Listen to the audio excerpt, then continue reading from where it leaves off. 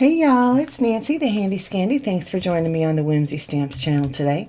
We are going to be making a slimline card today. It's been a minute since I've done that, but yeah, I'm just pulling out some of my favorites and some of my new favorites. So the stamp set I'll be using is No Bones About It, and I'll also be using the coordinating dies. Now they are sold separately, but I'll be using both today. The Slimline scallop die is one of my all-time favorites, and that's the oldie that I'm pulling out that I absolutely love. And then another kind of oldie, but relatively new to me, is the Bats Galore embossing folder, which you can see that I've already used both of them. Just simply ran the piece of cardstock through each product through the die cutting machine. Now later on I'll also be bringing in the Quick Strips sentiment die set. Didn't have that out in the beginning, wasn't sure what I was going to use, but that is what I end up doing. But this card comes together pardon me, comes together relatively easily. I have a card base that I believe was 8.5 by 3 3/4. It wasn't quite 4, but yeah, I think it was just 3 3/4. Well, I've got it right here. Let me measure it. More like 3 7/8. So I guess if we're being specific, 8.5 by 3 7/8. So anyway, that is what determined this overall size of this card, because I already had that cut and folded and was just in my stash. So, yep, I ran the green panel through the die cutting machine, and then I ran the same green panel through the embossing folder through the die cutting machine, and that's how we got that where it was. Now, to get the oval frames, I ran another piece of cardstock through the die cutting machine with the die again. And remember, that is the Slimline scallop die. And the inserts to the oval frames are just now in my stash, and I also have an extra frame, so those will be in my stash for use later. But as you could see, I had to kind of tape it all together on the back to hold those frames in place. Now if I were just going to have my panel flat down on the card itself, I wouldn't have had to do that. I could just glue everything in place. But because I knew I was going to have it lifted, as you saw me doing with the foam tape, I knew that I needed to adhere those frames to the base, otherwise they would not be staying in place. So I could easily have made this into a shaker card, but I didn't want to do that. I just wanted dimension. So that is why I went back and added the foam tape all around the perimeter, and then again up between each of the ovals. Now you can see that I'm coloring these guys with my ovals, my olos. Words are always hard for me. I do apologize. Once I get these guys colored up, which is very simple coloring, right? They're skeletons. I'm giving them some pinky on their cheeks, and I gave them green eyes, but they're skeletons, right? They really don't need any color at all, except a little bit of grungy to show that the bones are kind of aged, right? But I will go back, and once I have them glued in place in each of their respective windows, then I add some more foam tape behind them as well, just so that they don't fall through. They just need that added extra little bit of support. So just carrying on with my coloring, you can see I have a leg and an arm stamped out there as well, and I do color them up. I don't show it on screen because I don't use them.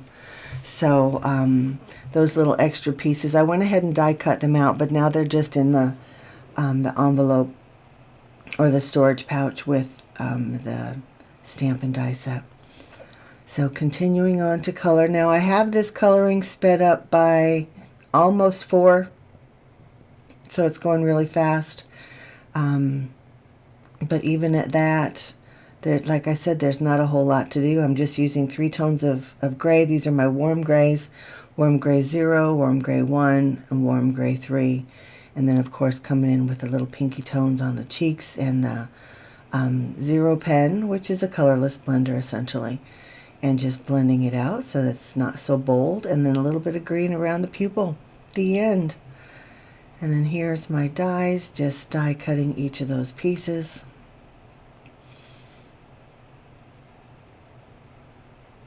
And now this guy, you could have him hanging upside down, peeking in from the side, however you want him. So I've zoomed out a little bit here just so you could kind of see the whole thing from a bird's eye perspective, if you will, just a larger view. So I trimmed off those little extras, and I have him kind of hanging out the window, and I have glue in all the touch points, if you will, everywhere that die cut is going to touch that card panel. I have a little bit of glue. Now here's my hanging guy. I cut off the excess pieces as well, and now I'm just put a little bit of glue like right under where his chin would be, and I have him hanging down, but kind of at an angle. I wanted him at an angle. Now the panel that is behind this piece, once I start putting it together, it is actually an excess piece of mixed media card, and I had been using some of the mica stains. I cannot even tell you the colors. They were new colors, and I don't know them yet. But just some, you can see there's some green, there's a little bit of gray. I think that's it. I think there were 2 shades of green and a gray. But you can barely see it. There's a lot of shimmer back there. On that first oval, you can kind of see it a little bit better in that one. I'm not sure, to be honest, if my camera picked it up at all during the filming or the photo taking. So, but just know that there's a lot of mica stain. And this is, like I said, it was just an excess, but I just thought that it looked really cool. And there's a lot of shine and sparkle, but the color itself is very subtle because it was just a little.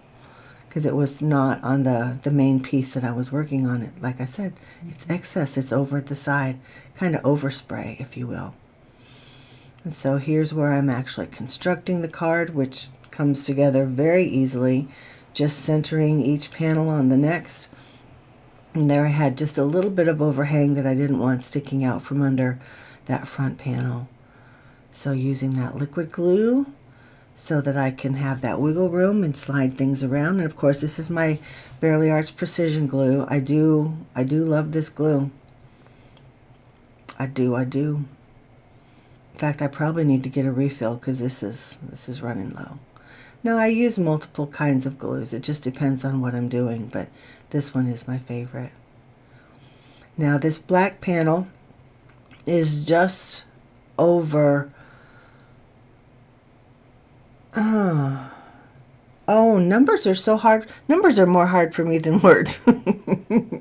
Anyway, the black panel is a little bit longer than the white card base, so I do end up trimming that down some. But here it is. See that? See the speckly and the fleckly and the sparkly back there behind the skellies?